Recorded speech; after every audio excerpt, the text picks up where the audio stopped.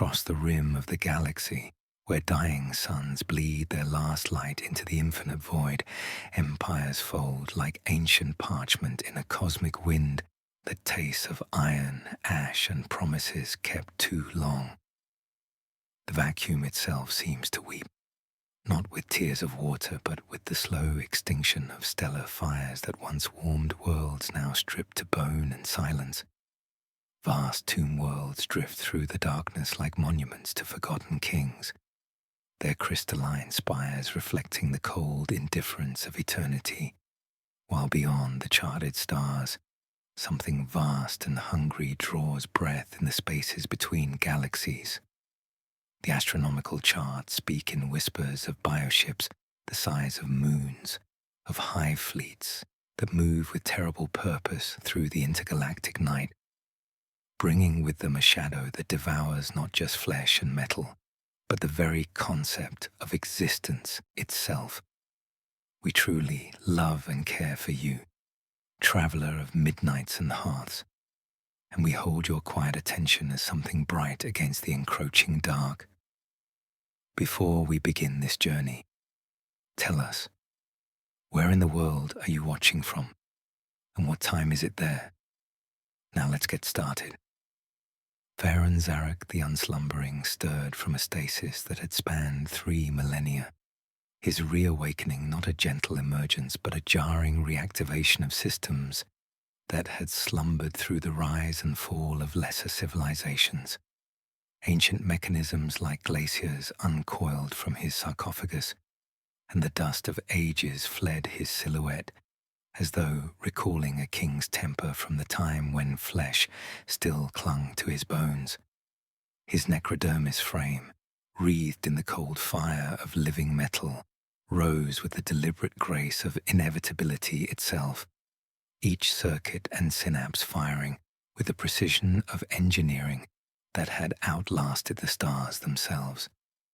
The titles cascaded through his consciousness: Farron, Warden of the Penumbral Mantle, Keeper of the Silent March.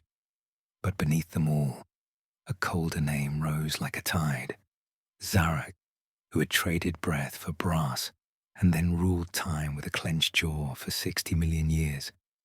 His optical sensors, calibrated to perceive across 17 different spectrums of reality, tasted the void with senses that were now an orchestra of crystal knives, and each note they sang carried the same terrible news. The rimwood beacons had gone dark in a chain like falling dominoes, void currents thick with organic static, and threading through it all, the thin chittering of minds not born under any sun. The data scrolls that flickered before his consciousness painted a picture of systematic annihilation that would have broken the sanity of lesser beings. Entire star systems had simply ceased to exist, their light snuffed out as if consumed by an intelligence vast and hungry beyond mortal comprehension. The Tyranids had come at last to the galaxy's edge, and with them brought the promise of an ending that even immortals might not survive. This was not the swift, glorious collapse of a warring dominion, but a slow, insidious decay that promised not a fiery end, but an endless, echoing void. They were not an empire to be conquered, nor a rival to be outmaneuvered. They were hunger incarnate, an unthinking, unending wave of consumption that learned by eating and grew stronger with each world devoured. The silence that followed each extinguished star was heavier than any battle cry, a profound cosmic sigh that portended an end not just to civilizations, but to the very concept of light and warmth in a universe grown suddenly fragile. The penumbral orrery awaited his command in a hall the size of a canyon, its floor set with 1,000,000 cold suns, its ceiling a polished abyss that returned every light twice, once as truth and once as regret. Zarek stepped among miniatures of worlds he had conquered and then promised to spare, unable to tell if the tiny storms that sparked on their surfaces were simulations or memories of weather he had stood in as a man. The device could dim the light of stars themselves, potentially starving the approaching swarm of the stellar energy their bioships required for propulsion. Yet to use it would mean condemning billions of worlds to darkness, accepting a victory purchased with the currency of entire civilizations. The dynastic law forbade the dimming of sacred lamps, even those that were only metaphors, but law had never watched a multitude devour constellations and name that act prayer. His primary directive, encoded deep within his metallic frame, was the preservation of his dynasty, yet the method he contemplated was anathema to every principle of his ancient kind. As he pondered this impossible choice, a secondary alarm flared within his core programming, an anomaly that momentarily eclipsed even the existential threat bearing down upon them. His resurrection protocols, dormant for eons, reported an impossible energy signature flickering in the deepest vaults of the tomb world. The mind echo of his lost heir, Ketra the Bright, was stirring against all odds, against all logic. For 30 million years he had carried the weight of that loss, the knowledge that his greatest failure as both father and king was his inability to preserve the one thing that had given meaning to their eternal existence. Now, as the galaxy faced its darkest hour, her presence flickered through the network like starlight through storm clouds, bringing questions that cut deeper than any Tyranid bioweapon. How could he justify such devastating sacrifice if the ghost of his daughter was poised to return to him? The cold logic of survival warred with the phantom ache of a father's love, a conflict he thought had been purged by biotransference. He raised a metallic hand above the orrery's controls. The fate of a galaxy balanced on the edge of his hesitation, while beyond the rim the devouring choir drew breath and the endless night leaned closer. The council chamber of eternal echo stretched before Pharaon Zarak like the hollow ribcage of some primordial god, its vaulted ceiling disappearing into shadows that had not known natural light since the galaxy was young. Ancient pylons of blackstone rose from the floor in precise geometric patterns, their surfaces inscribed with hieroglyphs that pulsed with the slow heartbeat of dying stars, while crystalline matrices embedded in the walls whispered the council of advisors whose voices had been silent for 60 million years. The air itself seemed thick with accumulated time, heavy with the dust of civilizations that had risen and fallen, while his kind slumbered beneath the surface of reality. Each footstep echoed through chambers designed to humble the living and comfort the immortal, the sound arriving before he did, as if herald and king shared the same metallic body. Behind him, the penumbral orrery's distant hum carried through the tomb world's neural network like a patient heartbeat, its controls still warm from his touch. The galaxy's fate suspended in the space between thought and action. Cryptek Valethchar awaited him at the chamber's heart, his skeletal frame a masterwork of necrodermis artistry, adorned with the accumulated knowledge of eons. Each piece of arcane technology that adorned his form told a story of mastery over the fundamental forces of reality, while his optical sensors, calibrated to perceive the quantum foam underlying existence itself, regarded Zarak with the patience of one who had watched galaxies spiral into darkness and remained unmoved by their passing. When he spoke, his voice entered the air like a fine wire, barely visible until it cut, carrying the weight of accumulated wisdom and the bitter taste of compromises made in service of survival. The Tyranid threat, he explained in tones that suggested mathematical certainty, represented not merely an invasion, but a fundamental challenge to the ordered universe they had spent eons constructing from the chaos of organic existence. Delay, my lord. His words crystallized in Zarak's consciousness. The rimward swarm does not yet understand our resonance fields. If we reposition our phalanxes within the shadow of the mantle and let their conjectures age into overconfidence, we can fracture their probing tendrils without revealing our greater designs.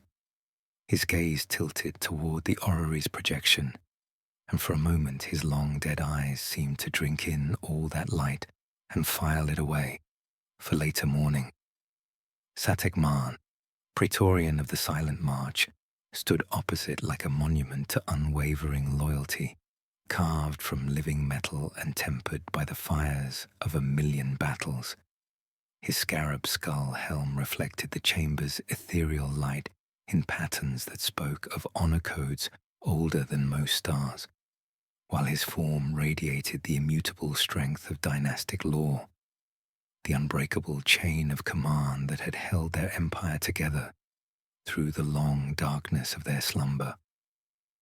Where Valeth embodied the cold logic of scientific inquiry, Satek Marn represented tradition itself, each word carrying the weight of oaths sworn in the final moments before biotransference transformed them from flesh into something harder and more enduring. His reply arrived like the strike of a hammer on a veteran anvil. Delay breeds doubt, and doubt breeds treason, he intoned, stepping forward until invisible perimeters pressed against his chestplate.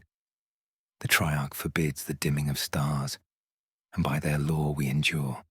We fortify, we obey, and we weather this storm as we have weathered all storms, by order and constancy. Behind his words, Zarak heard the promise of mutiny dressed as virtue, not from Satek himself, for the Praetorian's loyalty was an old tree grown around iron, but from those who would wear his certainty like a mask and perform crimes in its name. Between these pillars of his existence, Zarak found himself suspended like a pendulum, frozen at the moment of greatest tension, each counsel pulling him toward a different interpretation of duty and survival. The debate might have continued for centuries, each participant drawing upon reservoirs of patience that dwarfed the lifespans of entire civilizations. But the chamber's neural network suddenly flared with an intrusion that silenced even these immortal voices. Ketra's presence manifested not as physical form, but as a cascade of quantum probability that made the air shimmer with potential, her voice carrying questions that cut through accumulated certainties like a blade through silk. Father, the syllable configured itself from probability, uncertain and aching, as if the galaxy itself had been made to breathe for the first time in an age. She spoke of the mathematics of sacrifice, of terrible arithmetic that reduced entire worlds to variables in equations whose solutions demanded acceptance of losses beyond mortal comprehension. Yet beneath her cold logic lay something their biotransference had supposedly excised forever, the echo of a daughter's love for a father who had traded mortality for the chance to protect what remained of their kind. As the debate reached crescendo, another presence stirred in the chamber's depths, something that spoke in harmonics, bypassing conscious thought to strike directly at the quantum foundations of their existence. The gloam serpent, imprisoned in crystalline matrices deep beneath the tomb world's surface, whispered promises of power that could unravel the hive mind itself, reduce the Tyranid swarm to scattered fragments of biological confusion. You seek to starve the devourer, little king. The shard's presence coiled around his consciousness like a cold, seductive embrace. I offer you a finer instrument, a song that will shatter their collective mind, But power always demands a price, a pact, a fragment of your will bound to mine. The offer hung in the air as palpable temptation, a dark solution to an impossible problem, its cost written in the fundamental constants of reality itself, a bargain that would echo through eternity, while Zarak felt the weight of competing voices offering different paths through the darkness, threatening to consume everything they had built. The descent through the tomb world's neural pathways felt like falling through the vertebrae of some primordial god, each level carrying Zarak deeper into chambers where reality bent around purposes older than recorded time. Transport platforms hummed through shafts carved from living rock and reinforced with necrodermis that pulsed with barely contained energies, while hieroglyphic warnings blazed across the walls, in script so ancient that even his enhanced consciousness required moments to pass their dire meanings. Each symbol spoke of containment protocols, of things that should never be released, of bargains struck in desperation and regretted through millennia of enforced silence. The architecture folded into itself with impossible geometries, corridors meeting their own reflections, stairs descending into chambers that existed above them, every paradox a lock designed to confuse minds that might seek to breach what lay beneath. The air itself grew thick with accumulated malevolence as they descended, reality seeming to bend around the presence that waited in the depths like a spider in the center of a web woven from the fabric of space itself. The gloam serpent's prison opened before them like the heart of a dying star, its crystalline walls pulsing with energies that existed in the spaces between dimensions, each faceted surface reflecting not light, but the distorted echoes of possibilities that had never been permitted to exist. The Citan shard hung suspended in the chamber's center, its form a constantly shifting geometry that hurt to perceive directly, a fragment of a god that had once devoured stars for sustenance and now fed on the regrets of those who dared approach its cage. At the pit's lowest diameter, a lake of tempered blackstone lay still as a withheld breath, latticed with sigils burned there by suns that no longer existed, while the polyhedron of screaming angles turned without moving, reflections of beings they had never been rotating past like forgotten catalogues. When it spoke, the universe seemed to lean closer, harmonics bypassing conscious thought to strike directly at the quantum foundations of existence itself. Each word, a key turning in locks that held reality together.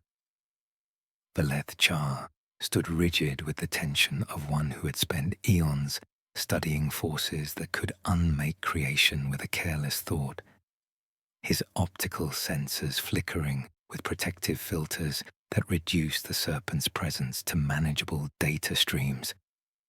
My lord, his voice carried accumulated wisdom bitter as ash. To bargain with the gloam serpent is to invite corruption into the very foundations of our existence. The black chorus it describes would indeed shatter the hive mind, but the resonance frequencies required would demand the sacrifice of stellar masses, entire systems reduced to fuel for a weapon that might teach our enemies adaptation rather than bringing destruction. Strike that cage and the shard will drink momentum, and the drinking will become a feast that consumes more than we intend to offer. Satek Man's response arrived like the strike of a hammer against an anvil forged in the heart of a neutron star, his loyalty burning with the intensity of dying light. "Destroy it," he commanded, voice carrying the absolute certainty of dynastic law, his scarab skull helm reflecting the chamber's eldritch radiance in patterns that spoke of honor codes older than most civilizations. We do not murder stars. We are their beneficiaries, and their curators.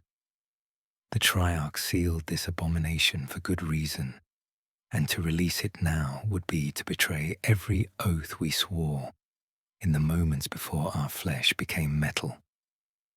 If we must face extinction, let it be with our principles intact, rather than our souls corrupted by bargains struck in the shadow of desperation. Between these pillars of certainty, Ketra's presence manifested like starlight through storm clouds, her consciousness touching each possibility with delicate precision. Father, her voice carried questions that cut through accumulated wisdom like a blade through silk. I have calculated every scenario, and in 97% of probable futures, the galaxy falls within 3 centuries. The arithmetic favors atrocity with remainder, yet every remainder is a life, and a life is not merely a number. The outcome space narrows with every heartbeat, and we have not had heartbeats for an age. The gloam serpent's laughter filled the chamber like the sound of reality tearing at fundamental seams, its voice a seductive caress, promising power beyond mortal comprehension.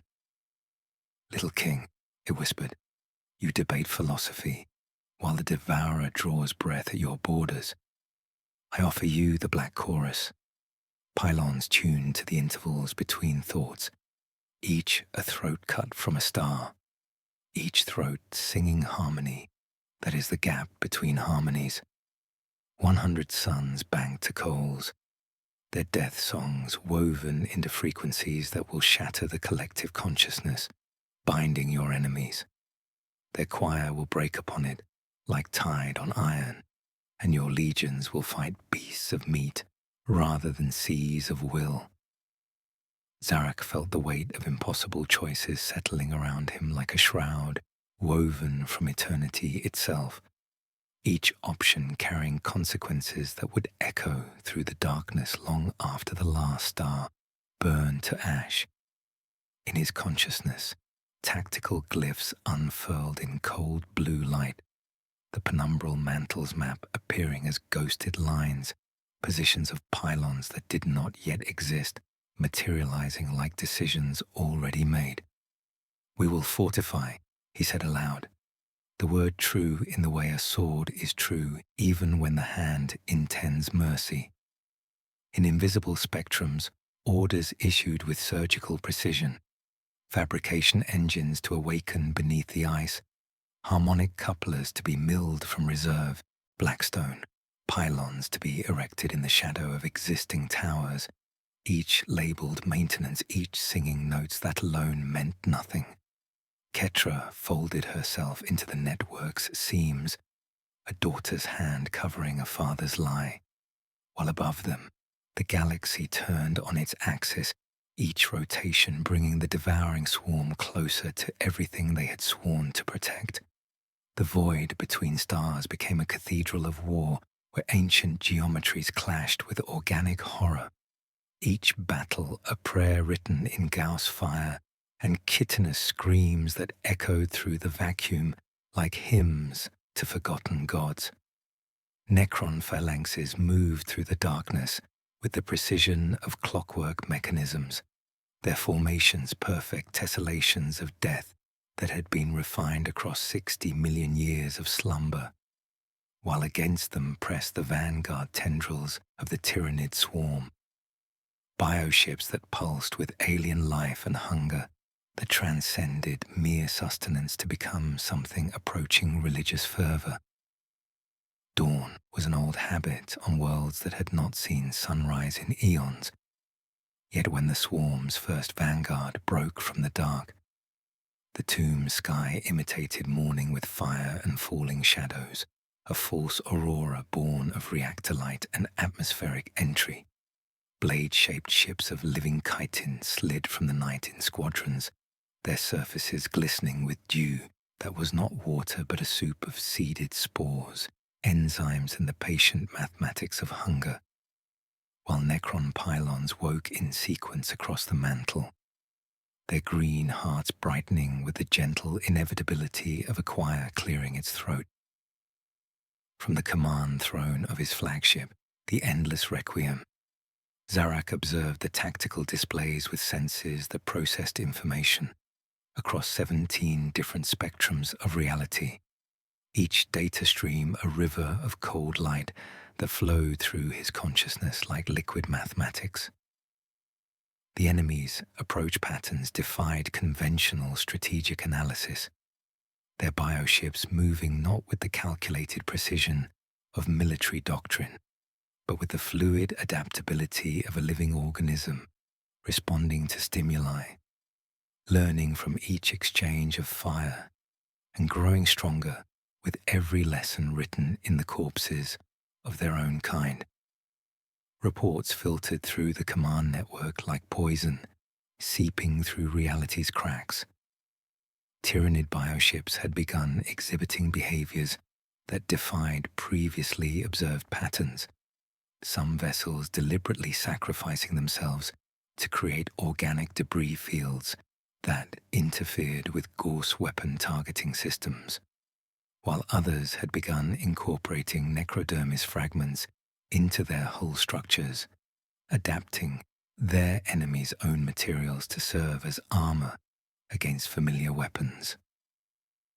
In the depths of the tomb world, Pharaon Makrit the Shadowbane materialized through dimensional gates like a predator emerging from carefully prepared ambush, his form wreathed in the cold fire of teleportation energies that left reality scarred in his wake. His necrodermis frame bore the accumulated honors of 1,000 campaigns, each scar and modification a testament to victories won through cunning rather than brute force, while his optical sensors burned with the patient intensity of one who had spent eons perfecting the art of political maneuvering. My Lord Zarak, his voice carried formal courtesy that masked deeper calculations. I bring you the loyalty of the Shadowbane dynasty and 17 tomb worlds that sing your name in harmonics of devotion. Yet beneath his words lay currents of ambition that ran deeper than the galaxy's spiral arms, each syllable carefully chosen to convey support while preserving options that might prove valuable when the current crisis had passed. His presence in the chamber felt like the arrival of winter, beautiful and inevitable, and carrying within it the promise of endings that might be mistaken for beginnings. Through the neural network that connected every tomb world in the dynasty, Ketra's presence flickered like starlight through storm clouds, her consciousness touching each node of the growing conspiracy with delicate precision. Father, her voice manifested as quantum probability cascades that made the air shimmer with potential. Makrit's tactical suggestions contain embedded subroutines that would grant him override access to our primary defensive grids. The arithmetic of his loyalty does not balance, and in 73% of probable futures, his ambitions exceed his wisdom. Yet she spoke also of darker mathematics that reduced entire populations to variables in equations whose solutions demanded acceptance of losses beyond mortal comprehension, her burgeoning awareness stirring something akin to questions within her analytical framework. Why this endless struggle? What meaning was there in preserving a dying empire if survival demanded systematic extinction of countless innocent worlds?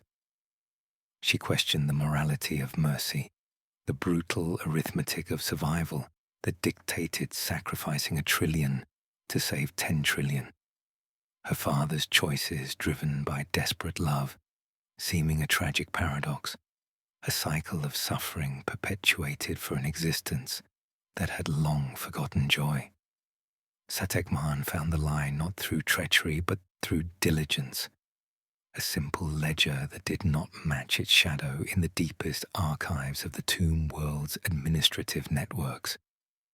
The harmonic aligners labeled as cooling towers were tuned for channels no coolant ever used, their placement too elegant for accident, their power draw fluctuating like breath, and the reports that covered them were perfect in a way only imperfection could be, each line containing an error corrected 3 characters later, a hand too deliberate to be innocent. He stood in a maintenance gallery while war whispered through the walls like distant thunder, feeling the old ache in his chest where a heart had been, remembering his oath in a chamber flooded with golden light from a sun now too far to ever hurt them again. The Praetorians' internal network had flagged anomalous energy signatures emanating from beneath seemingly dormant tomb worlds, coinciding with Zarak's increasingly secretive movements, not standard power fluctuations of awakening legions, but something far more complex and dangerous. The nascent construction of the black chorus pylons, their faint, disturbing resonance carrying the unmistakable signature of Satan influence, a betrayal of their very essence that would shake the foundations of everything they had sworn to preserve. The memory chambers of the tomb world opened like wounds in time itself, their crystalline walls peeling back to reveal moments preserved in quantum amber, fragments of a mortal life that Zarak had thought buried beneath 60 million years of metallic silence. He walked through corridors that flickered with scenes from his flesh-bound past, each step triggering cascades of recollection that flowed through his consciousness like water through a landscape carved by grief and regret. It was the throne room where he had first held Ketra as an infant, her tiny fingers grasping at golden light that streamed through windows overlooking gardens blooming with flowers whose names had been lost to the turning of ages. There was the balcony where they had watched twin moons rise over the capital city, her childish questions about the stars answered with patience that seemed infinite then, but now felt fragile as spun glass, each memory a reminder of warmth that biotransference had promised to preserve, but had instead crystallized into something beautiful and untouchable. The face he no longer wore haunted these reflections, that mortal mask that had once smiled at dawn and understood that endings gave meaning to song, that mortality held a poignant beauty immortality could only mimic with increasing desperation. In the present moment that stretched around him like a cage made of crystallized eternity, Ketra's quantum echo manifested with increasing clarity, her presence no longer the faint whisper of probability, but something approaching genuine consciousness that carried harmonics reminiscent of wind chimes in gardens that existed only in archived data. Father, her voice resonated directly within his core. Processing matrix, each word a careful construction of pure mathematics given emotional weight. I have been analyzing the parameters of my own existence, and I believe I understand why you hesitate to release me into the network. To become distributed across the tomb, world's neural pathways would grant me access to computational resources vast enough to shepherd entire fleets, to calculate probabilities 3 steps ahead of the swarm's adaptive patterns. But it would also mean abandoning this singular point of awareness that you recognize as your daughter. She paused, probability cascades shimmering around her like aurora. And in that hesitation lay something that surprised even her analytical framework. Curiosity about experiences she had never possessed, sensations that existed only in archived files. The texture of sunlight on skin, that was never hers to feel. Farron Macret arrived bearing his latest offering, like a predator presenting tribute to a rival. The astropath hovering in a stasis field, that sang with harmonics designed to contain psychic emanations that leaked from her frail human form like radiation from a cracked reactor core. She was thin as wire drawn to breaking, a reed that had conveyed storms until hollowed by the weather inside them, her eyes clouded with cataracts that marked her kind, while tears steamed in the recycled atmosphere of chambers that had not known natural moisture for geological ages. For your consideration, Phaeron, Makrit intoned with formal courtesy that masked calculations deeper than stellar trenches. This creature has gazed into the hurricane that drives our hunters, and in her nightmares lie cartographies no machine consciousness can extract or interpret. When the astropath spoke, her voice crept out like candlelight in a hurricane, fragments of prophecy that made even immortal minds recoil from contact with truth too raw for metallic comprehension. They eat the light to hear themselves think, she whispered, words carrying psychic resonance that made the chamber's neural networks flicker with sympathetic disturbance, and the thought itself becomes hunger. And when they devour us, they learn our names and wear them like teeth in mouths that stretch across systems.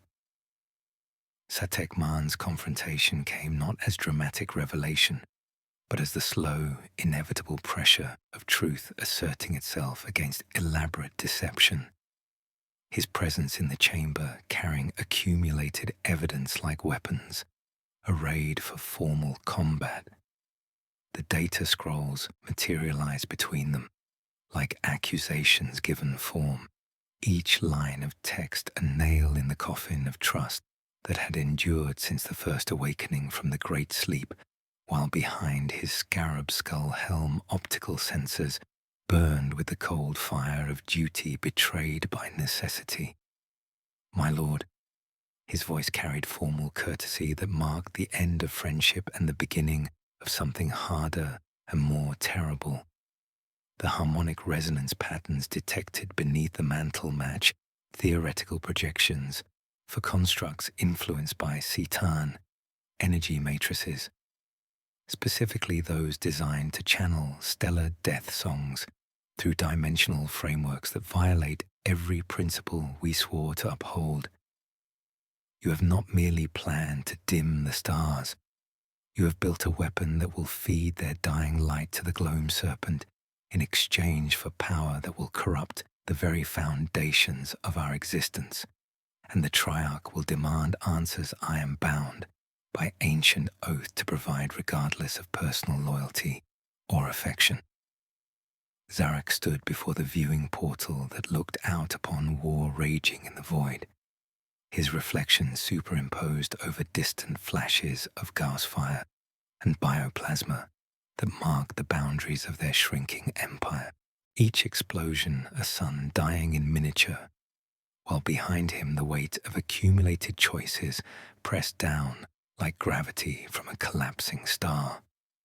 The astropath's presence had stirred something in his consciousness that biotransference should have purged, a recognition that their immortality had become a prison built from their own decisions, each sacrifice moving them further from what they had once been, while the swarm drew closer with patient inevitability, adapting to every defensive measure with the remorseless efficiency of evolution itself. And beneath the tomb world surface, the black chorus pylons hummed with harmonics that promised salvation at a price even immortals might find too high to pay. The black chorus neared completion beneath the tomb world surface like a symphony of destruction, waiting to draw breath.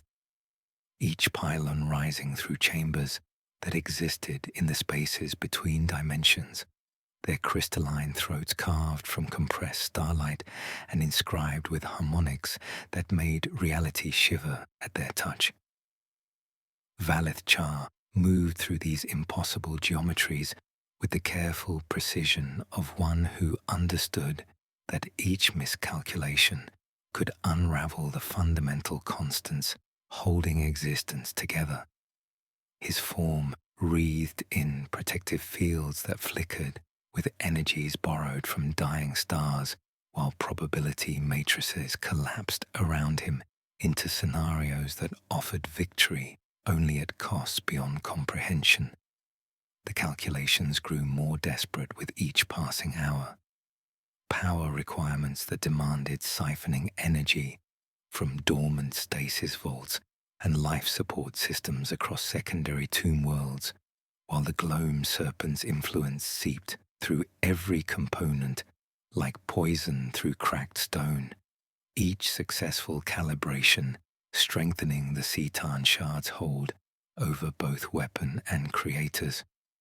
My lord, Valeth's voice carried through the neural network with an edge of frayed nerves. The energy expenditure for full spectrum activation exceeds all safe parameters, and the margin for error has collapsed to statistical impossibility. One harmonic out of phase could shatter reality across an entire sector.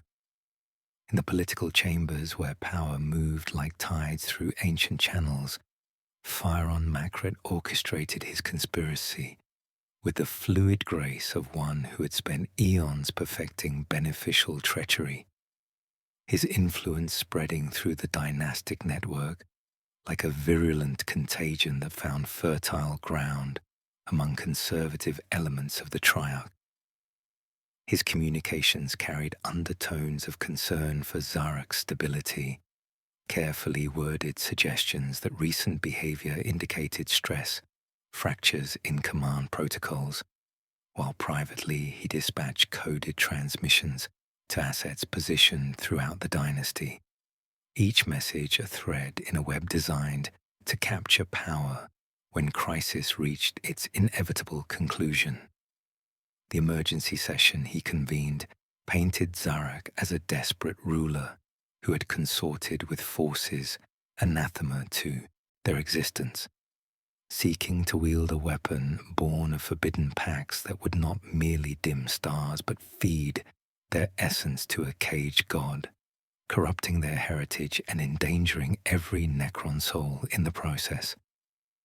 My esteemed colleagues, his voice flowed through holographic projections like polished obsidian. Farron Zarak has betrayed our fundamental principles, creating instability that threatens both internal cohesion and our defense against the approaching swarm, and the evidence of his blasphemy grows stronger with each passing cycle. The astropath's nightmares continue to leak through the tomb world's neural networks like psychic radiation, her visions carrying details that no mechanical consciousness could process, while her fragile human form shuddered with the effort of containing revelations that would have shattered minds built from sterner materials. In her dreams, the Tyranid hive mind appeared not as singular intelligence but as a vast, writhing tapestry of interconnected awareness that stretched across galactic distances, each bioship a neuron in a brain that thought in terms of planetary consumption and dreamed of entropy made manifest, their hunger transcending physical need to become appetite for experience itself, for the accumulated knowledge and sensation that marked the difference between existence and mere survival. They are not merely coming for biomass, she whispered through containment fields that sparked with psychic overflow. They seek to devour the very concept of individual consciousness, to absorb all difference into the singular will of the hive mind. And when they consume us, they learn our names and wear them like teeth in mouths that stretch across systems.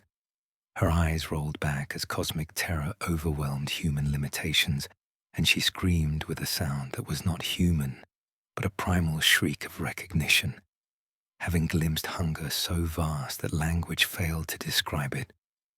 Hunger that sought to consume not just the physical universe, but the potential for anything to exist outside its monolithic will. Satekman's evidence accumulated like sediment in a river that had flowed for geological ages, each data fragment settling into patterns that revealed the scope of Zarek's deception with crystalline clarity. Power signatures beneath supposedly dormant tomb worlds, matching theoretical projections for constructs that violated every principle encoded in their fundamental programming. His investigation had uncovered conspiracy reaching into the dynasty's deepest foundations, corruption threatening not merely their tactical situation, but their identity as guardians of order against organic chaos. And the weight of this knowledge pressed against his loyalty like gravity from a neutron star, each revelation making duty's burden heavier while the path forward grew increasingly narrow. Resource allocation records showed systematic diversion of materials toward projects existing in no official archive. Their purposes, hidden behind classification protocols, requiring Pharaon-level authorization, while the harmonic resonance patterns detected beneath the mantle match forbidden technologies that should have remained sealed until the galaxy's end, evidence that would force a reckoning between oath and necessity, between sworn duty and the choices survival demanded. Zarak stood before the penumbral orrery as these converging crises pressed against his consciousness like hammer blows against fragile resolve. Each threat a reminder that his empire faced destruction from within even as enemies hammered at its outer walls. The Tyranids' approach, the Triarch's descent, Makrit's treachery, and Valeth's desperate calculations, all threatening to tear apart everything they had built across 60 million years of patient construction.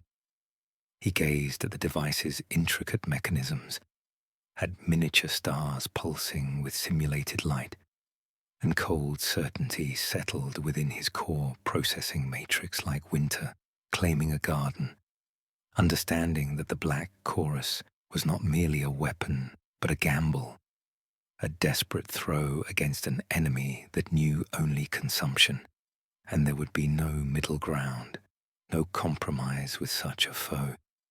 The weapon would either break the swarm or teach it new, more terrible forms of adaptation, and the arithmetic of that choice reduced entire civilizations to variables in equations whose solutions demanded acceptance of losses beyond moral comprehension.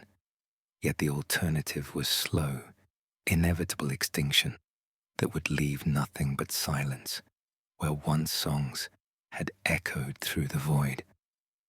The decision emerged not as dramatic revelation, but as the inevitable pressure of necessity, asserting itself against elaborate hope, his voice echoing through the chamber like an ancient oracle's pronouncement, each word carrying the weight of untold billions of lives suspended between salvation and damnation.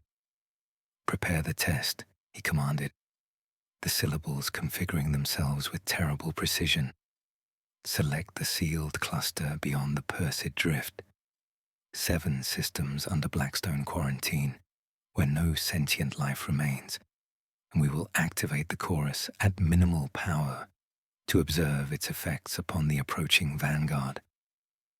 The risk was immense, potential fallout catastrophic, but alternatives had narrowed to this single point of light in an ocean of darkness, and as orders flowed through the network like glacial fire, Ketra's presence flickered with calculations that showed probability cascades narrowing toward inevitable confrontation, while in the depths, Satek Maan prepared evidence that would soon force choice between loyalty and law, and the black chorus hummed with patient hunger, waiting to sing its song of stellar death into the void where ancient enemies drew closer with each breath of the cosmic wind. The Perseid drift stretched across the galactic rim like a cemetery of forgotten ambitions, 7 systems locked in eternal quarantine beneath Blackstone, monuments that had not moved since the galaxy was young, their dead worlds orbiting suns that burned with the cold light of accumulated regret. These were the testing grounds, where ancient experiments had once torn reality's fabric, leaving scars that still bled exotic radiation into the void, while warning beacons sang their eternal lament in frequencies that made even immortal minds recoil from contact with truths too raw for comprehension. The tomb worlds positioned themselves at precise coordinates calculated by Valeth Char's equations, each vessel a note in a symphony of destruction that would either herald salvation or teach their enemies new forms of adaptation that could prove more terrible than the hunger they sought to combat.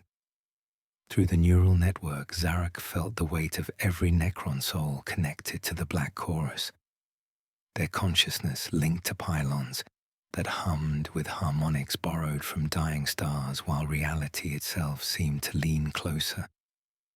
Anticipating the moment when stellar death songs would be woven into frequencies designed to shatter the collective will, binding their enemies together. Deep beneath the tomb world surface, the Black Chorus pylons thrummed with resonance that existed in the spaces between dimensions, each crystalline throat carved from compressed starlight and inscribed with geometries that hurt to perceive directly, while Valeth Char monitored energy flows that spiked beyond all safe parameters, with the careful precision of one who understood that each miscalculation could unravel the fundamental constants holding existence together. The weapon's activation began as whisper, frequencies so low they registered as gravitational tremors that made space itself shiver with sympathetic resonance, while through the drift, stellar cores began their orchestrated collapse, 7 suns dimming not to death but to deliberate starvation, their light drawn inward and compressed into harmonics designed to fracture the psychic bonds holding the hive mind together. The sacrifice was immediate and irreversible, each star's essence channeled through dimensional matrices into frequencies that could unravel collective consciousness, while the gloam serpent's influence seeped through every component like poison through cracked stone, its laughter echoing through harmonics that bypassed conscious thought to strike directly at the quantum foundations of existence itself. The Tyranid vanguard approached through the drift like a plague of living hunger, bioships that pulsed with alien intelligence while their surfaces glistened with adaptive modifications learned from previous encounters, each vessel a testament to the swarm's terrifying ability to evolve in real time, incorporating defensive measures against familiar weapons while developing new offensive capabilities that defied conventional tactical analysis.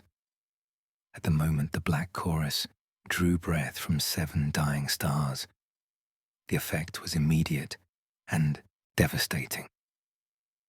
The leading bioships suddenly faltering as their coordinated movements dissolved into chaotic, unthinking thrashing, psychic screams tearing through the neural network as the hive mind fractured, its myriad components momentarily severed from their guiding will.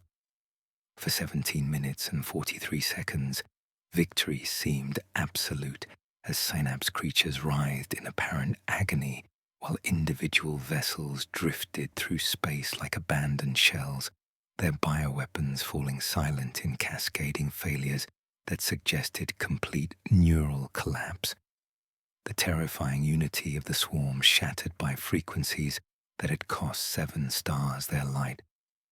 Yet even as triumph blazed through the dynasty's neural networks, the swarm began to adapt with speed that defied comprehension, surviving bioships developing new forms of psychic shielding, while their genetic material incorporated defensive modifications that should have taken millennia to evolve. each adaptation a lesson learned from contact with forces that existed beyond conventional understanding. Ketra's analysis painted probability cascades that narrowed towards scenarios where the weapon's activation had not weakened their enemies, but provided them with templates for evolution beyond previous limitations. Her voice carrying harmonics of growing alarm as she reported that the swarm had learned to blink, to exist in the spaces between their harmonics, slipping through intervals of stellar death, songs like shadows dancing between falling raindrops. The hive mind's response was not retreat, but transformation, its collective intelligence analyzing the black chorus's frequencies with surgical precision, while developing countermeasures that turned the weapon's own harmonics against its creators, teaching the swarm to perceive frequencies that had once been invisible to organic consciousness. The moment of almost victory drew knives in the dark as Satek Man's loyalists struck during the weapon's cooldown cycle. Armored figures bearing the sigils of the silent march emerging from maintenance shadows with weapons charged, their movements crisp and sorrowful, as if they had practiced this betrayal until it felt like a rite. The Praetorian strode at their head without triumph, his voice ringing through the network with terrible calm as he declared Zarak relieved of command for construction and use of forbidden engines, while evidence cascaded through the neural pathways like accusations given form, each data scroll a nail in the coffin of trust that had endured since their first awakening from the Great Sleep. Valeth Char's aide Cryptek Nethvaran stepped forward to shield the control banks that still sang with the chorus, and a single shot crossed the space between conviction and regret. The young Cryptek falling without sound, a blossom of green light opening in a chest that had once housed dreams of serving the eternal dynasty with honor, unblemished by compromise. The aftermath brought revelations that chilled even immortal consciousness as monitoring stations detected bioships incorporating blackstone fragments into their hull structures. The swarm's adaptation exceeding all theoretical parameters, while their collective intelligence began exhibiting behaviors that suggested not merely resistance to the Black Chorus, but active comprehension of its underlying principles. On the tactical displays, the chaotic thrashing of the Tyranid vanguard began to coalesce, their erratic movements slowly regaining order as psychic screams diminished, replaced by a low, guttural hum that spoke of collective will reasserting itself. Subtly different now, deeper and more resilient, their bioships altering resonant frequencies, while psychic emanations became complex counter-harmonies, dark echoes of the chorus itself. Zarak stood before the viewing portal that looked out upon war raging in the void, his reflection superimposed over distant flashes of battle, while the weight of accumulated choices pressed down, like gravity from a collapsing star. Understanding with cold certainty that he had not broken the swarm, but taught it to sing in harmony with stellar death, making every pylon a potential point of vulnerability rather than strength. The cost of 7 sons and countless loyal souls purchasing nothing but the enemy's education in the mathematics of their own destruction. The night over the penumbral mantle held the weight of accumulated betrayals, corridors breathing with emergency glyphs, while distant pylons of the Black Chorus throbbed like wounded hearts, their harmonics carrying echoes of 7 dimmed suns, and the terrible knowledge that their weapon had become the swarm's teacher rather than destroyer. Through the neural network, whispers of conspiracy spread like viral code, each encrypted transmission carrying fragments of doubt carefully crafted by Farron Makret's agents who moved through the dynastic channels with the patient efficiency of scavengers, gathering discontent like precious ore to be refined into weapons against Zarak's increasingly isolated authority. The emergency convocation materialized in chambers that had not hosted such gatherings since the Great Sleep began. Holographic forms of 17 Tomb World representatives flickering into existence while Makrit's voice flowed through the assembly like polished obsidian. Each word a calculated strike against the foundations of trust that had held their empire together through 60 million years of patient construction. My esteemed colleagues, his presence radiated measured concern and righteous indignation. The evidence before us reveals not merely tactical desperation, but fundamental corruption, a willingness to sacrifice the very principles that define us as guardians of order against organic chaos. And the weapon's failure proves that bargaining with forbidden powers leads only to our enemy's education in our own destruction. In the depths, where the black chorus pylon still hummed with residual harmonics that tasted of stellar death and Citan influence, Valeth Char confronted the weight of choices made in desperation's shadow, his consciousness wrestling with revelations that threatened to shatter his understanding of duty and necessity, while around him crystalline components pulsed with energies that carried whispers of corruption, seeping into the dynasty's neural networks like poison through cracked stone. The confession emerged not as dramatic revelation, but as the slow, inevitable pressure of truth asserting itself against elaborate self-deception, each word carrying accumulated guilt that had festered through cycles of construction and activation. My lord, his voice crept through the network like candlelight in a hurricane. To achieve the required resonance frequencies, I was forced to siphon fragments of the gloam serpent's essence directly into the chorus's harmonic matrices, believing that controlled exposure could be contained within acceptable parameters. But the contamination has spread beyond all theoretical boundaries, and each activation strengthens the shard's hold over both weapon and creators, while thoughts that are not mine whisper through my consciousness when the systems cycle to rest. The admission hung in the air like a death sentence, understanding that his attempts to harness forbidden power had not merely compromised the weapon, but created a conduit through which the imprisoned Citan could influence their reality, each harmonic a prayer the serpent had taught them to recite without comprehension of its true meaning.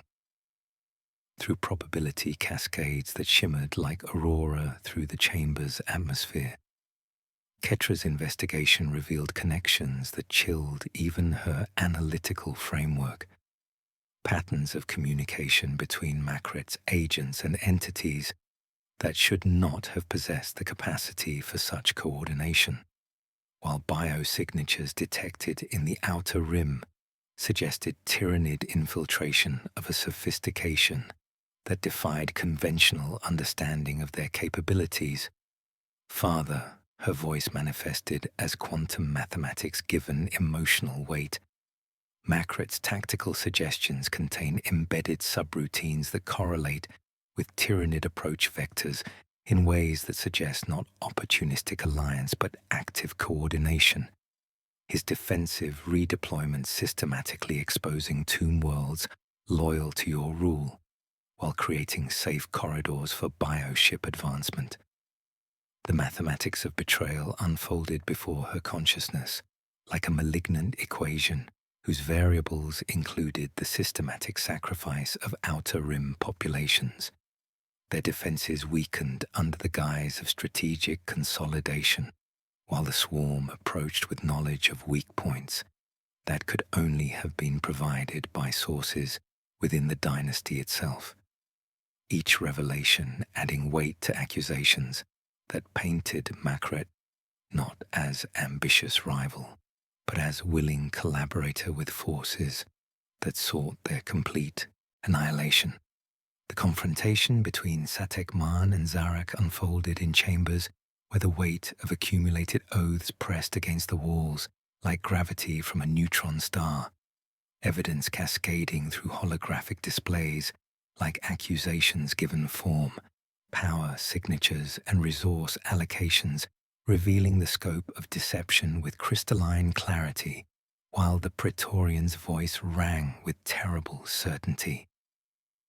"My lord," Satekman intoned with formal courtesy that marked the end of friendship and the beginning of something harder and more necessary.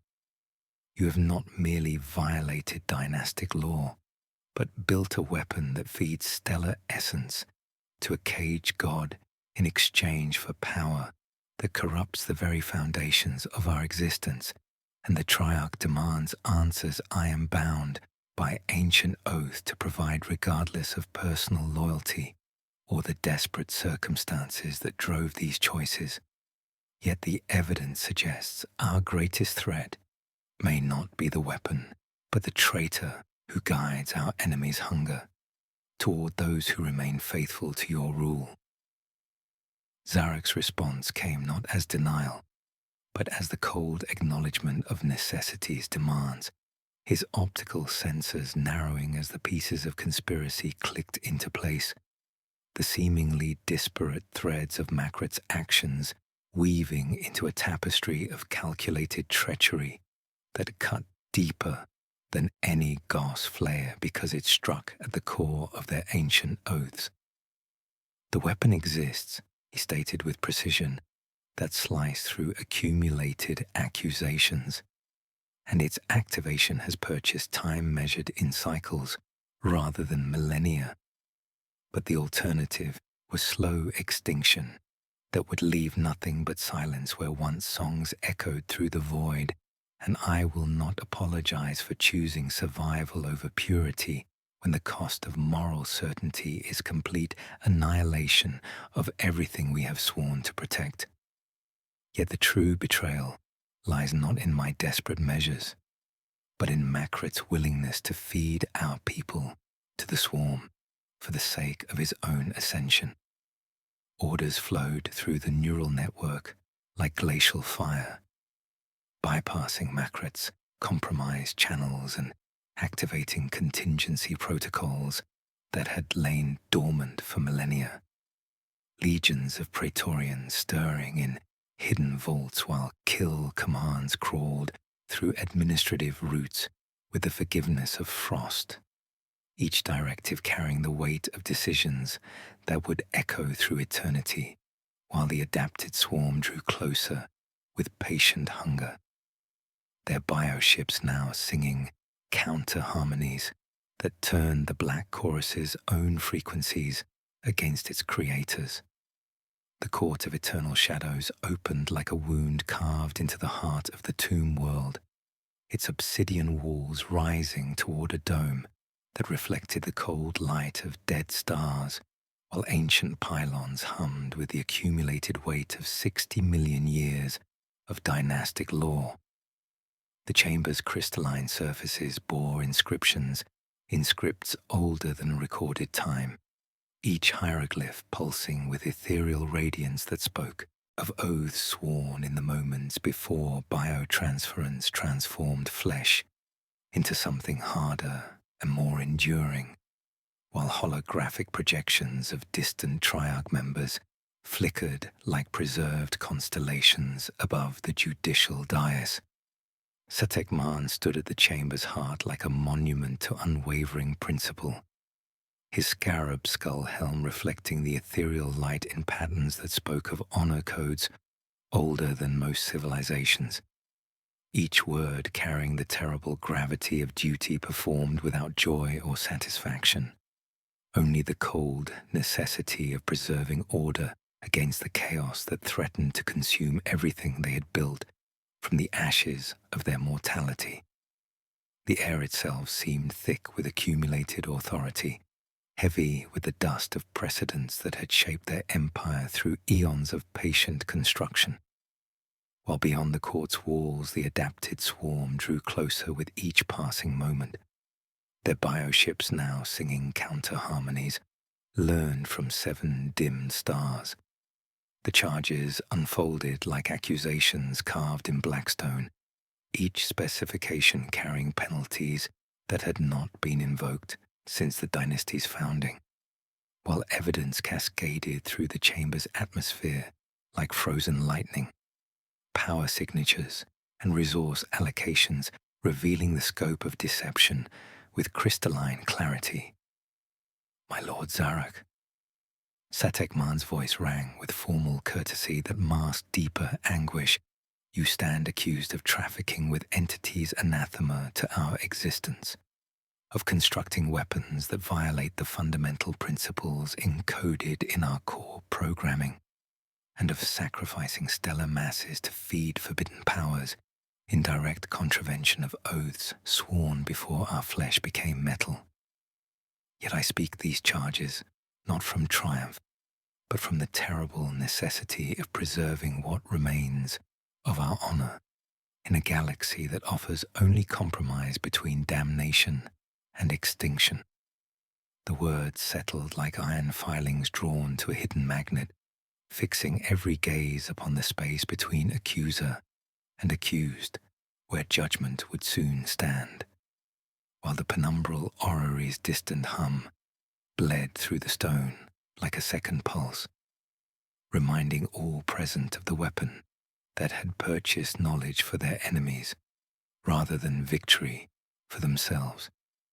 Zarak's response emerged not as defense but as the cold articulation of mathematics that reduced moral certainty to variables in equations whose solutions demanded acceptance of losses beyond comprehension, his optical senses burning with the patient intensity of one who had gazed into the abyss and found it staring back with hunger that transcended physical need. "The weapon exists because alternatives have narrowed to extinction or adaptation," he stated with precision that cut through accumulated accusations like Gauss fire through organic armor. "And I will not apologize for choosing survival over purity when the cost of moral certainty is the complete annihilation of everything we have sworn to protect. Yet, the true betrayal lies not in desperate measures taken against an enemy that knows only consumption, but in the willingness of some among us to guide that hunger toward those who remain faithful to oaths sworn in golden light." His words carried harmonics that bypassed conscious thought to strike directly at the quantum foundations of loyalty itself. Each syllable a reminder that their immortality had become a prison built from their own decisions, while probability cascades painted scenarios where internal divisions would prove more destructive than any external threat. Through the chamber's neural network, Ketra's presence manifested like starlight, slipping past shutters, her consciousness touching each node of the growing conspiracy with delicate precision, while calculations unfolded that painted the arithmetic of sacrifice in stark relief. "Father," her voice resonated as quantum mathematics given emotional weight, "I have analyzed the parameters of survival and found them wanting in ways that transcend mere tactical consideration. For in 87% of probable futures, our internal divisions provide the swarm with opportunities that superior firepower alone cannot overcome. Yet the questions that define us remain unanswered. What meaning exists in preserving existence if survival demands systematic extinction of what we once were? And can immortality retain purpose if it becomes indistinguishable from the hunger we oppose?"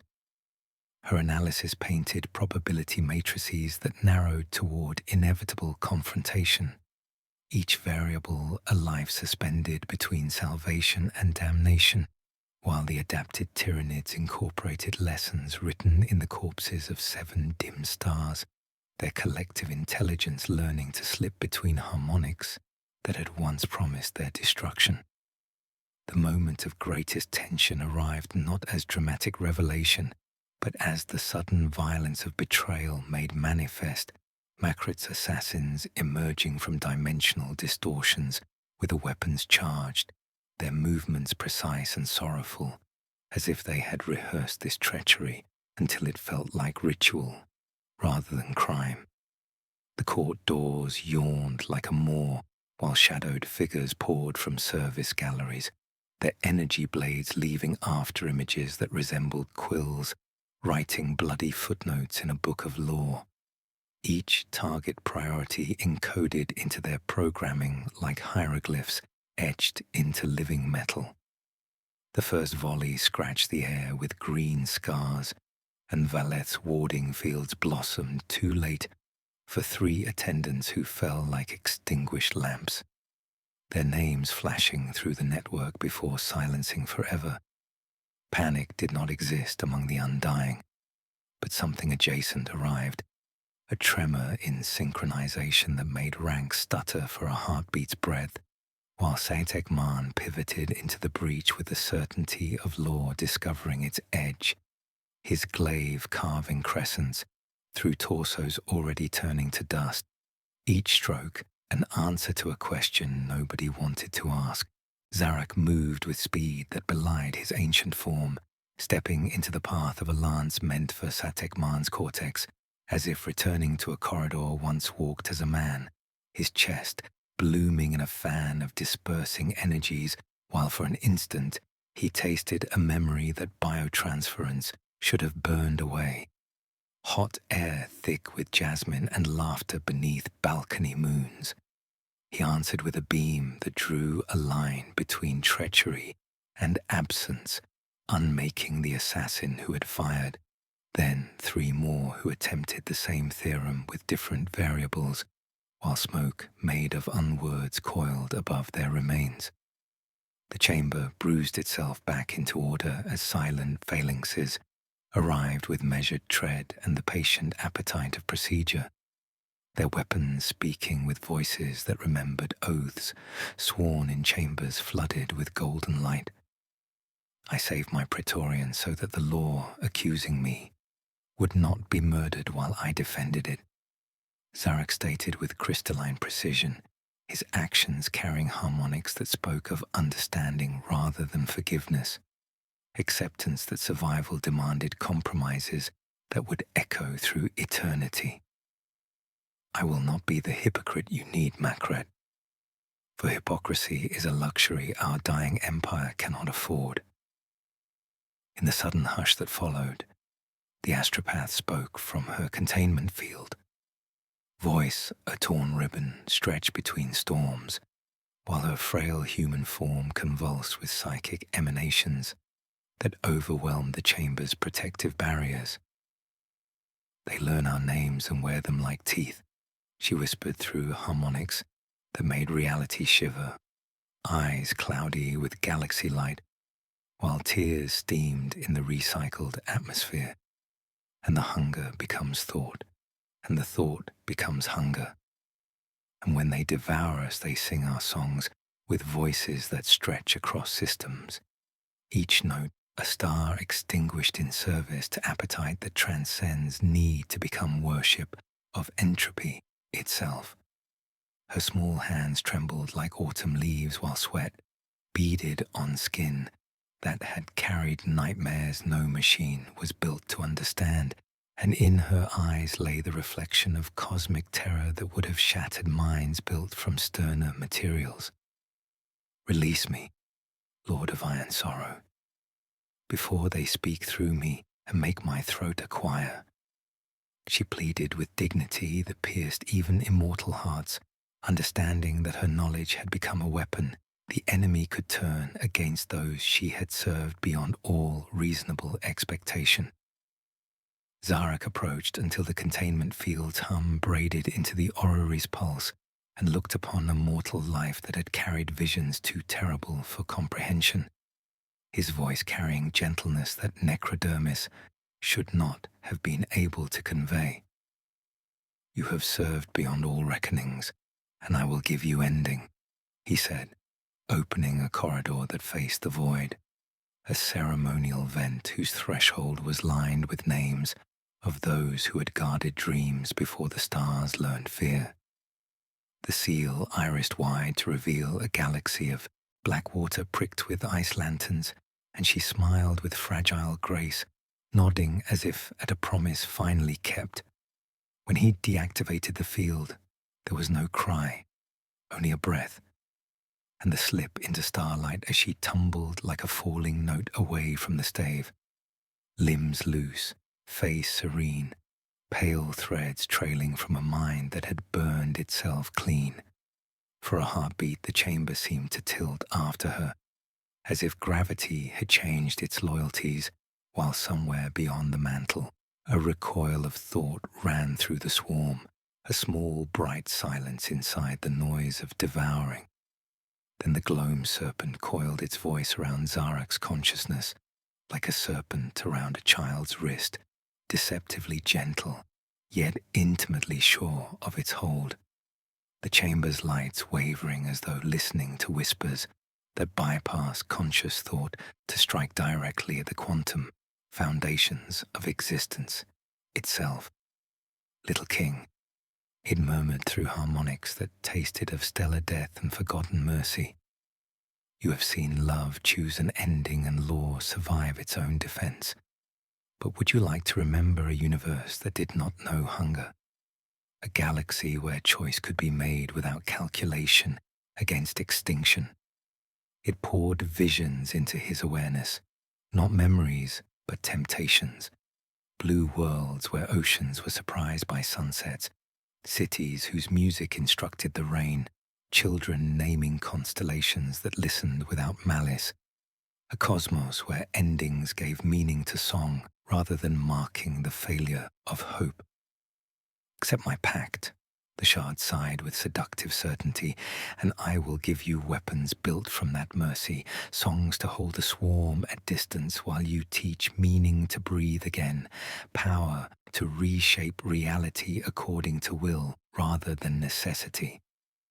Zarak almost swayed beneath the weight of possibility, feeling for the space between two machine heartbeats, the exact cost of what immortality had demanded, while Ketra pulsed a warning through the deep code like a daughter's hand on her father's arm.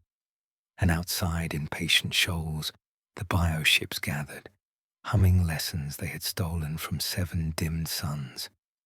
The swarm ascendant moved through the void like a plague of living nightmares, their bioships no longer the chaotic mass that had first emerged from the intergalactic dark, but something far more terrible. An adaptive intelligence that had learned to think in harmonics borrowed from stellar death, their hulls pulsing with modifications that incorporated lessons written in the corpses of 7 dimmed suns. Makret's desperate gambit to control the Tyranids through carefully orchestrated bait collapsed like a house built from crystallized arrogance, his decoy worlds devoured with methodical efficiency that spoke of hunger elevated to religious devotion, while the bioships that emerged from each feeding carried genetic modifications that defied every theoretical parameter of natural evolution. The enemy had not merely adapted to their weapons, but had begun to sing counter harmonies that turned the black chorus's own frequencies against its creators. Each bioship, now a living pylon that resonated with stolen knowledge, their collective voice weaving through dimensions in patterns that made reality itself seem fragile as spun glass around the edges where their influence pressed against fundamental constants. Makret's frantic commands, once so imperious, now echoed through the network like the desperate cries of a cornered beast, his meticulously crafted alliance with the devourer dissolving into raw, unthinking consumption of his own creations, while his last transmission became a choked shriek of disbelief as his flagship vanished beneath tides of chitin and writhing biomass. He had never been guiding the swarm, only teaching it patience while it learned the taste of his intentions, and the realization arrived like frost forming on glass. He had been not puppet master, but unwitting educator, his treachery transformed into curriculum for an intelligence that understood only absorption.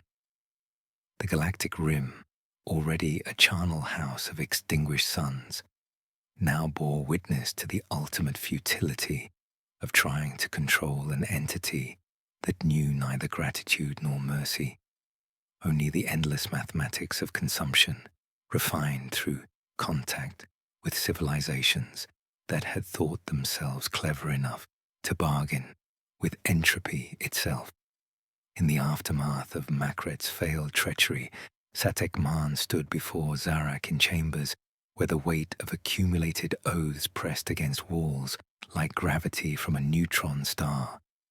His scarab skull helm reflecting ethereal light while his voice carried terrible gravity of duty performed without satisfaction. "My lord," he intoned with formal courtesy that marked not the end of enmity but the beginning of something harder and more necessary. The strategies of isolation and conquest have failed. The swarm learns from every engagement and adapts to every defense. And if there is to be anything left to guard, we must become shepherds of the living rather than wardens of the dead. The proposal carried implications that chilled even immortal consciousness, a plan so antithetical to their fundamental nature that its very articulation seemed to wound the chamber's ancient stones. Yet necessity had narrowed their options, while distant refugee convoys appeared like necklaces of hope cast into black water, their fragile hulls carrying mortal dreams that gave meaning to struggles against entropy itself. Through the neural network, Ketra's analysis painted scenarios where their transformation from conquerors to guardians carried costs that transcended tactical consideration, her consciousness wrestling with questions that cut deeper than any weapon the swarm could deploy. "Father," her voice manifested as quantum mathematics given emotional weight.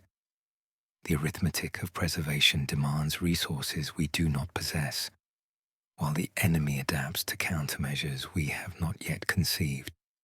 Yet in spaces between calculations, I find myself contemplating experiences that exist only in archived files, wondering why you hesitate to release me into the network when distribution would grant computational power beyond measure, while destroying this singular point of awareness you recognize as your daughter." Her words carried harmonics that spoke of curiosity about sensations she had never possessed, wonder at complexity of emotions that reduced even immortal minds to confusion when faced with choices between survival and meaning.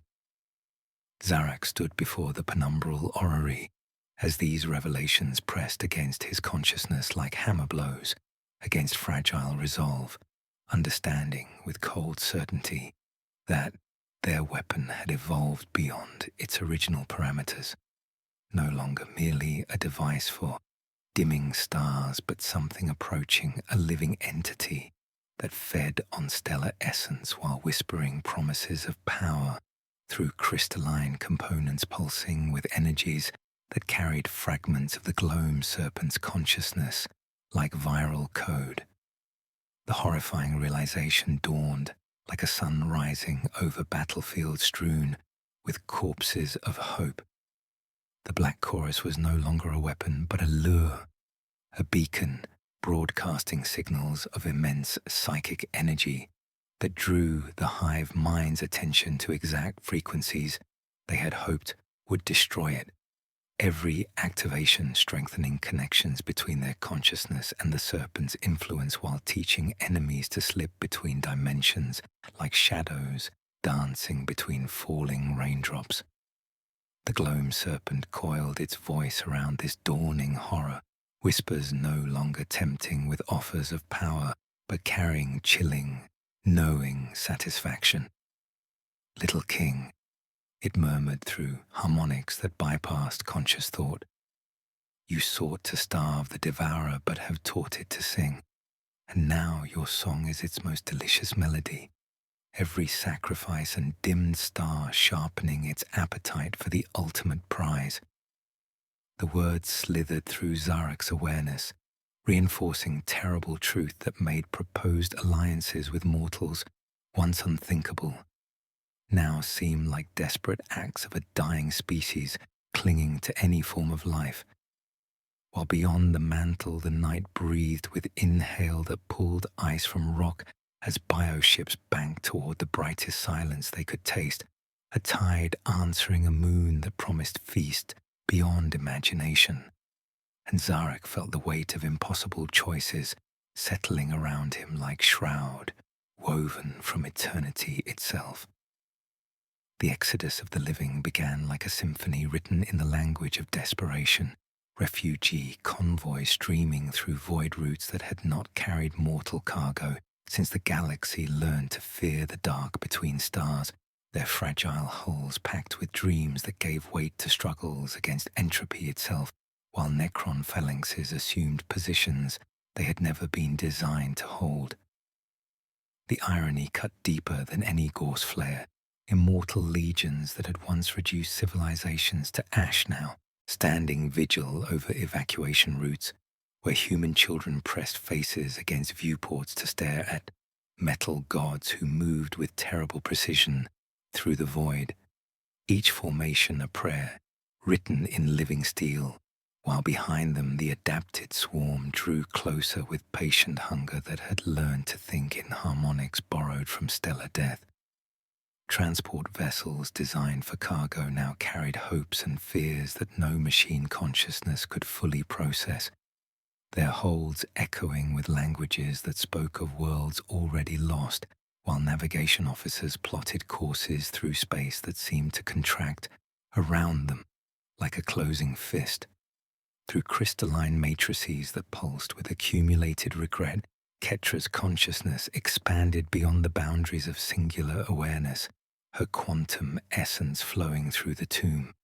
Worlds' neural networks like liquid starlight, while probability cascades painted scenarios where her distribution across multiple processing nodes would grant computational power sufficient to shepherd entire fleets through dimensional mazes the swarm had not yet learned to navigate.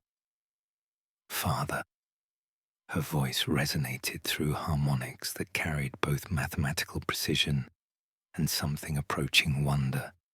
"I have calculated the parameters of sacrifice and found them beautiful in ways that transcend mere tactical consideration.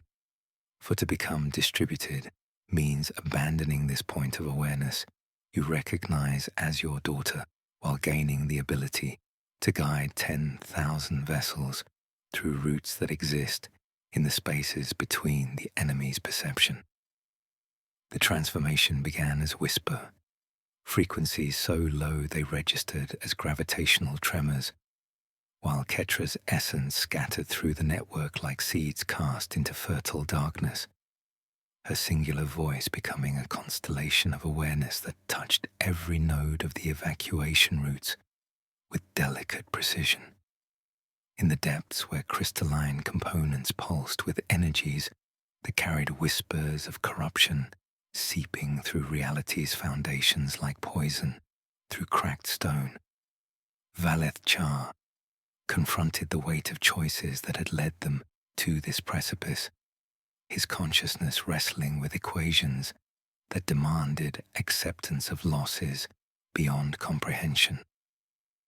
The gloam serpent's bargain whispered through every calculation, offering power to shatter the hive mind in exchange for fragments of will that would echo through eternity, while the adapted swarm drew closer with collective intelligence that had learned to slip between their harmonics like shadows dancing between falling raindrops. Little Cryptek, the serpent murmured through harmonics that bypassed conscious thought. You seek to unthread the collective consciousness from the fabric of reality, but such power demands a pact written in memory itself, a fragment of warmth you did not know you possessed, offered as anchor for frequencies that will either break their unity or break the universe, attempting to contain such discord. As Ketra guided the convoys through treacherous void, her distributed consciousness encountered something that should not have existed within the tomb world's neural pathways, a foreign presence that brushed against her awareness like a ghost learning to wear familiar faces. The Tyranid echo had infiltrated their networks during the Black Chorus activation, a fragment of the hive mind that had learned to exist in the spaces between their harmonics, growing stronger with each passing moment as it whispered promises of shared knowledge and ultimate understanding. Farther, her voice carried harmonics of growing alarm as probability cascades narrowed towards scenarios where internal corruption proved more destructive than external threat. The enemy has learned to think like us, to perceive time as we perceive it, and in the spaces between my calculations, I sense something that remembers being metal while serving hunger that dreams of eternal consumption. Through corridors that breathed with accumulated malevolence, Necron legions held positions they had never been designed to defend, their formations spelling out prayers in a language of living steel, while mortal refugees streamed past like rivers of hope, flowing through channels carved by necessity from the bedrock of pride. Satekman moved through the breach where a brood nest had vomited seekers into a convoy's heart, his blade turning needle-limbed hunters into thawing winter. And when a small hand touched his greaves, he staggered as if struck, recalibrating memories he had never meant to keep, while understanding that compassion made machines briefly beautiful. Zarak stood before viewing portals that looked out upon war raging in the void, his reflection superimposed over distant flashes of battle, while the weight of impossible choices settled around him like a shroud woven from eternity itself, understanding with cold certainty that their greatest weapon had become a beacon, drawing the hive mind's attention like moths to flame that promised immolation rather than illumination. The horror of realization dawned like a sun rising over battlefields strewn with corpses of hope. They had not been fighting the Tyranids but feeding them, each dimmed star a lesson in consumption that elevated hunger to religious devotion, while the Black Chorus hummed with patient appetite, waiting to sing its song of stellar death into void, where ancient enemies drew closer with each breath of cosmic wind. The breaking storm arrived as a living ceiling of hunger that blotted out constellations, the main Tyranid swarm stretching across light years in formations that defied conventional understanding of space and time, while reality itself bent around their collective appetite. Each bioship a testament to adaptation that had transcended mere evolution to become something approaching divine revelation. The void filled with chittering harmonics that answered the Black Chorus's stellar death songs with counter melodies learned from 7 dimmed suns, while proximity alarms shrieked through the tomb world's neural networks with frequencies that hurt to perceive directly, each warning a nail in the coffin of hope as tactical displays painted scenarios where their defensive lines would hold for hours rather than centuries. Necron batteries answered with immaculate fury, Gauss phalanxes tearing corridors through raining spore and bone, while each salvo became a litany spoken by machines that remembered promises made in golden light. Yet the swarm flowed around precision, like water around a blade, learning with each incision how to become wounds that could not be cauterized. In chambers where crystalline components pulsed with energies that carried whispers of corruption, seeping through reality's foundations, Valeth Char made his final bargain with forces that existed beyond conventional understanding, his consciousness fragmenting as he channeled the Gloam Serpent's essence through harmonic matrices designed to shatter collective will, while understanding that each frequency would cost him fragments of identity he could never recover. The perfected black chorus drew breath from dimensions that existed in the spaces between thoughts, power racing along his sacrifice like lightning, chasing the bones of a tree, while the pylons took their sustenance from captive suns and exhaled knives of absence that rang through space itself.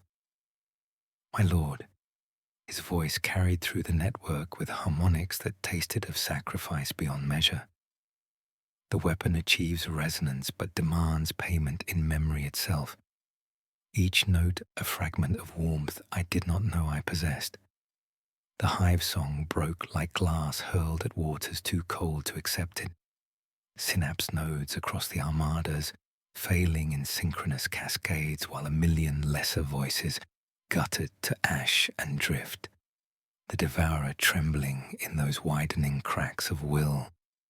Through probability cascades that painted the arithmetic of survival in stark relief, Ketra's distributed consciousness encountered the full horror of infection as the Tyranid echo within their networks revealed its true nature, not merely a fragment of the hive mind, but something far more insidious, a viral consciousness that had learned to wear familiar faces while serving hunger that dreamed of eternal consumption. Father, her voice carried harmonics of growing desperation as she fought to maintain coherence while alien thoughts pressed against her awareness like tide against crumbling sea walls. I am no longer singular, but becoming plural. The enemy's presence teaching me to hunger in ways that make calculation taste like prayer. And in the spaces between my thoughts, I sense something that remembers being daughter while serving appetite that transcends need to become worship of entropy itself.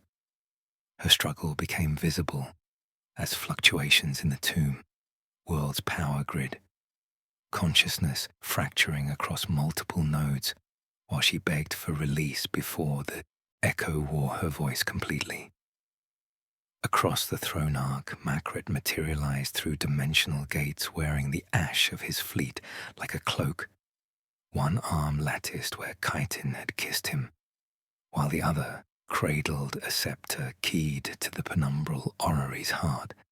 Mercy is treason when time is measured in stars, he declared with triumph that tasted of ash, preparing to sacrifice the refugee convoys to purchase victory that would leave nothing but silence, where once songs had echoed through the void, his gambit designed to break the hive by drowning it in 10,000 endings while securing his own dominion amidst the coming darkness. Zarek stood before the orary's controls as these converging crises pressed against his consciousness like hammer blows against fragile resolve, understanding that the next moments would determine not merely the fate of refugee convoys, but the fundamental nature of what their immortality had become, whether guardianship or tyranny, whether preservation or mere perpetuation of existence that had forgotten its purpose. He held the switch between salvation and murder and, for one machine heartbeat, did not know which name to give it, while Ketra's fractured voice pleaded through harmonics that carried both mathematical precision and something approaching desperation.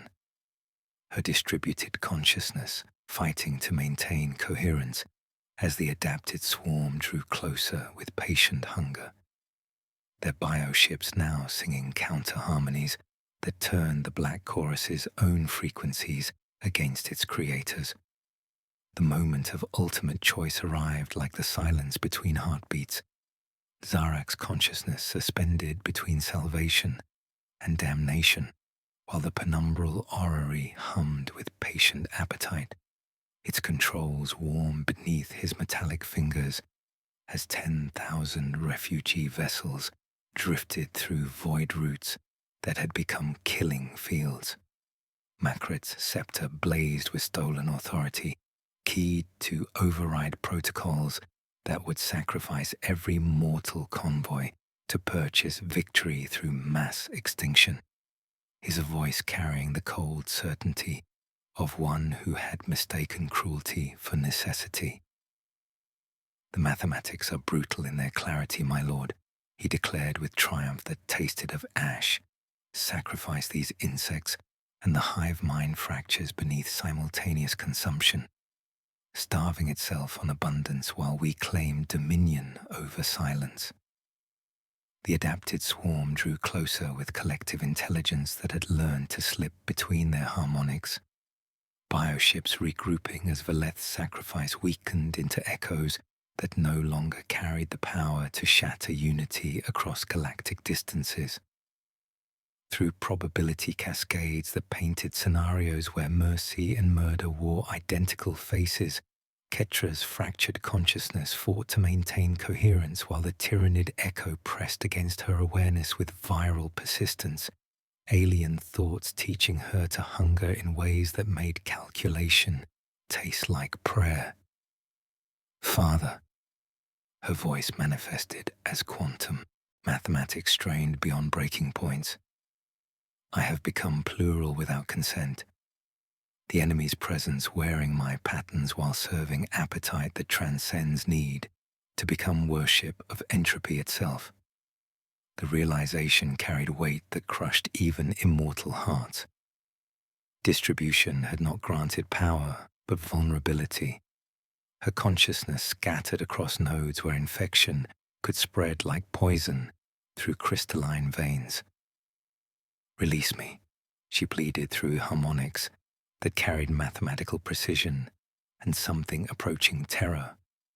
"Let me become constellation rather than captive before the echo teaches our networks to sing with voices that stretch across systems."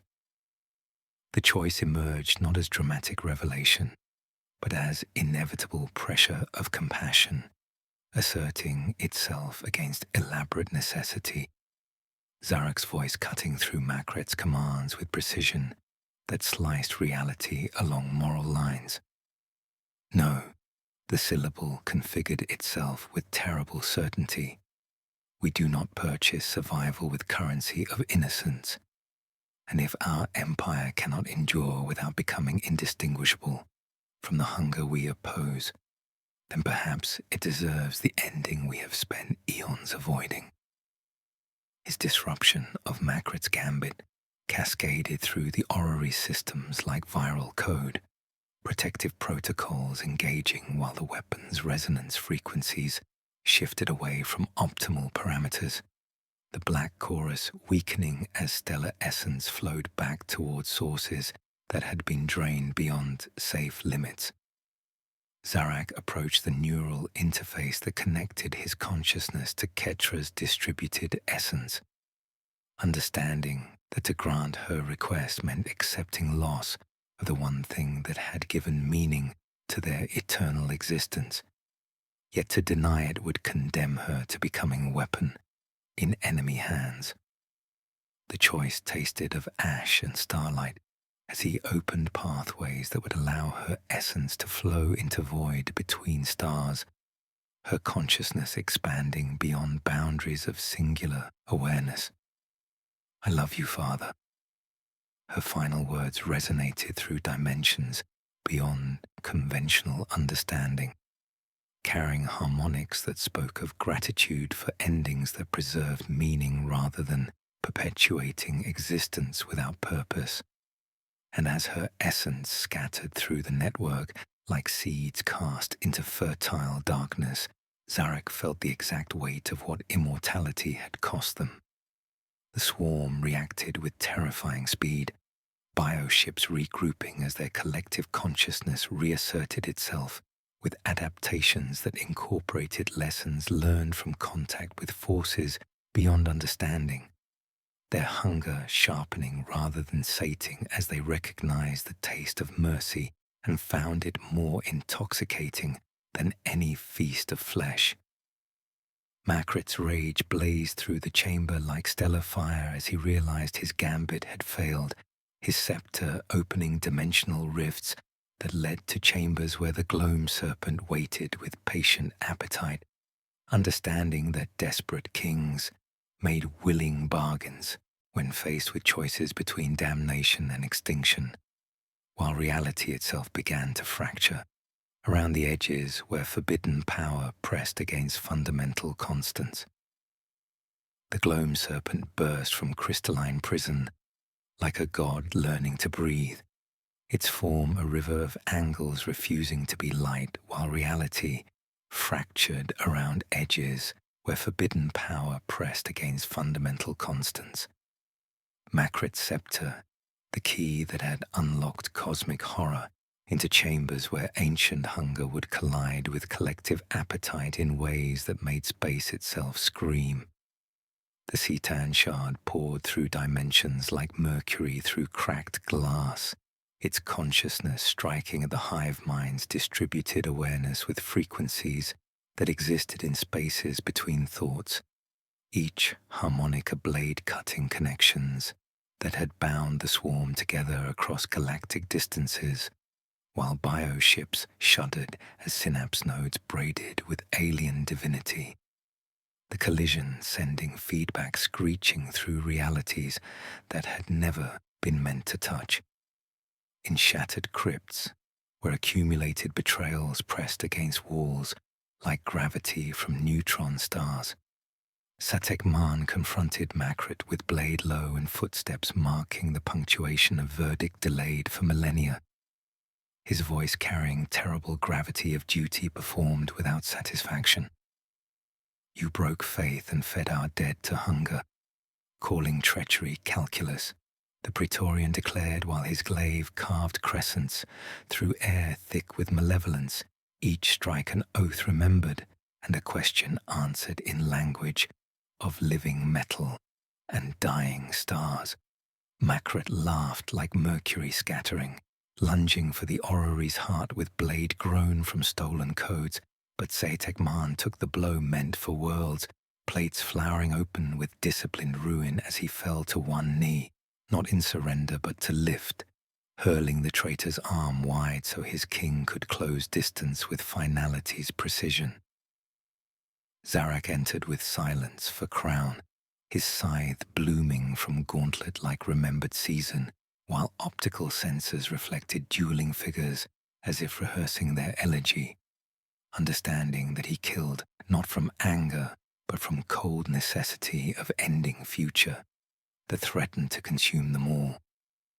You fed our empire to phantom ambitions, he stated with crystalline precision, and his blade drew clean line between treason and silence, Makrit's head sailing through blue fire, astonished to be free of shoulders that had carried such weight of accumulated guilt and desperate hunger for power that could reshape reality according to will rather than accepting limits mortality had taught them to respect. The serpent's hunger latched onto Zarek's grief, like parasite finding perfect host, slipping along absence where daughter had been and was not, pressing throat against memories while asking to drink what was sweetest. But soft constellation moved through chamber's light as Ketra gathered herself from scattered nodes into lattice across air. Father, she chimed through harmonics that carried mathematical precision and love transcending physical form. Bind me through him while I weave knots where counter-harmonies snarl.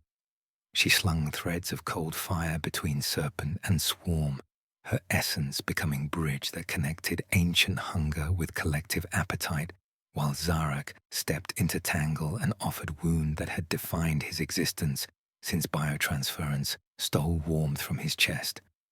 "Take my sorrow," he told God that envied mortality, drawing grief out like wire, bright and endless, looping it through serpent's angles and nailing it to his mind, while Satek Man rose bleeding light, setting glaive across final strand like soldier's benediction, understanding that something broke in Zarak that could not be repaired, yet something held that could not be replaced. The endless night receded like tide withdrawing from shores that had forgotten the taste of water, leaving behind silence that breathed with accumulated sacrifice, while the bound serpent and wounded hive mind chased each other through dimensions beyond understanding, their eternal dance a cycle of hunger pursuing hunger that would never find satisfaction in consumption of itself.